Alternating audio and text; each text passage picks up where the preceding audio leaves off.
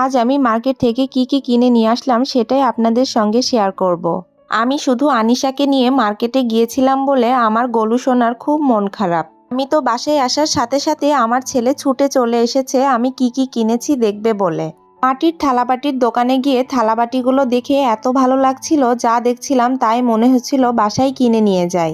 কিন্তু কি আর করা যাবে, অর্থের কাছে মন হেরে যায়। নিজের সাধ্যের মধ্যে যতটুকু হয়েছে মাশাল্লাহ আমি এতেই অনেক খুশি। আমি আমার আয়াসের মন ভালো করার জন্য বলছি, আয়াস তোমার জন্য এই জিনিসগুলো আমি কিনে নিয়ে এসেছি। আমি সুন্দর সুন্দর রান্না করে এই মাটির পাত্রগুলোতে তোমাকে খেতে দিব।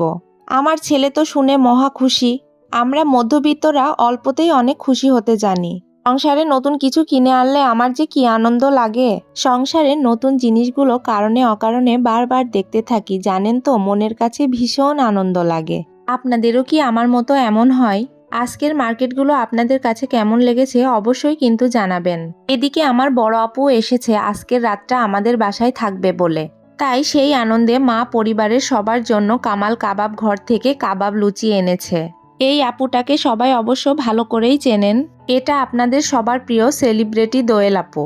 আপনাদের কাছে সেলিব্রিটি হলেও এটা আমার কাছে শুধু আমার বড় বোন। আজকের ভিডিওটি ভালো লাগলে আর নতুন নতুন ভিডিও দেখতে হলে অবশ্যই আমার পেজটিকে ফলো করবেন। আল্লাহ হাফেজ।